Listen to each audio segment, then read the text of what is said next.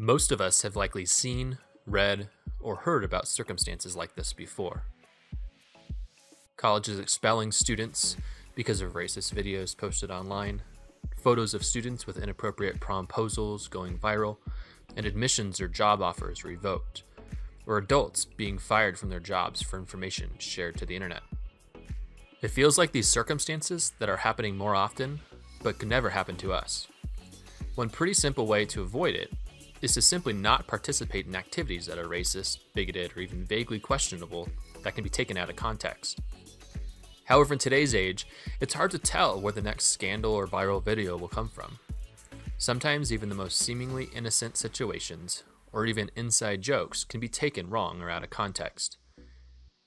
At least 40% of college admissions officers in a growing number of human resources departments are regularly checking social media accounts of applicants prior to admitting or hiring them.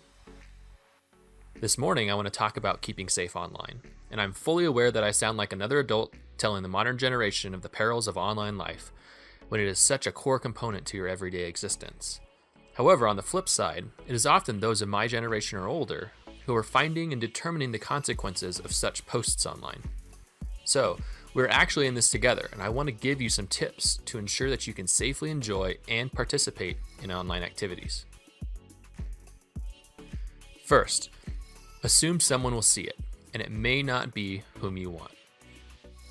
In 2017, at least 10 incoming Harvard students had their admissions offer rescinded because they had been uncovered as part of a private Facebook group message sharing explicit and racist memes amongst the group. Harvard immediately acted and uninvited them to attend in the fall. In the world of your online presence, private is almost never actually private. Screenshots can be taken, IPs can be traced, anonymous accounts can be tracked, and thinking that nobody will see what happens online is a very dangerous game. It is also not always immediate. Sometimes something surfaces later in life, from your teen years, that can harm your reputation or respect. A good filter for should I post this could be, would I say this on national television, or in front of my grandma, or at church? If someone comes digging, with enough work, they'll find it, so add a filter. Second, if in doubt, lock it down. This is more of a general safety tip, but one that will also ensure nothing falls into the wrong hands. Most social media outlets have a private profile option. Use it. You're likely not an influencer, and even if you think you are, so your posts don't need to be open to the masses. Use that private profile option to connect with your family, friends, or verified new contacts. That new random stranger who asked to be your friend may not be out for your best interests. Just remember from tip number 1 that even though something is posted privately, doesn't mean that posting it will be kept that way. Sharing is very easy these days, and anything from a private group, personal photo, or message can be sent outside that protected profile or circle. So it is best to still treat your private profile like it could at any time be plastered all over the news. Number 3, don't be mean. It may seem like bullying was so 2015, but in reality, it is still here and as harmful as ever. Much of it has moved online, and that makes it much more subversive and harder to actually contain. But also that much harder for the victim to deal with. No longer does the bully stay at school when the victim goes home. Cyberbullying actually knows no boundaries. There are school and legal rules that are pretty strict about online bullying and harassment. Just like in-person confrontations, you can still be held accountable for online and digital issues too, even if they're happening outside of school. So kind of like in last week's minute meetings, just be nice. Being nice is really not that hard, and it makes everyone, including yourself, feel good. Number 4, know that your brain is not your friend right now. Yep, your brain is actually actively fighting against you on this, teens.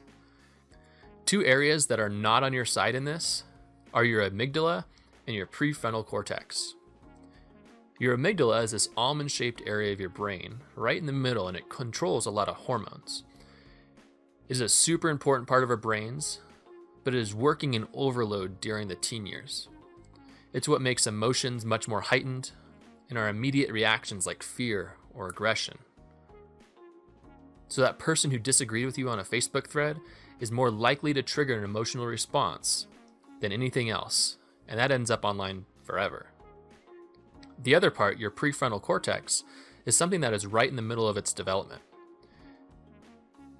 That is this huge part of the front of your brain and is, no shocker here, the part that is responsible for good judgment and awareness of long-term consequences. That's why we see so many risk-taking behaviors happening in the teenage years. So not only are you now mad because your amygdala, but you also really struggle about thinking how your reaction will affect you tomorrow or 2 years down the road. Adults still do struggle with both these things, but teens are particularly at risk. So your best bet is to try to pause, slow down, revisit step 1. Would I want this on the news tomorrow? What would my mom or dad say? Is this worth my job or college degree? Hopefully you never have to find out, and you can make sure your online presence doesn't affect your real life future.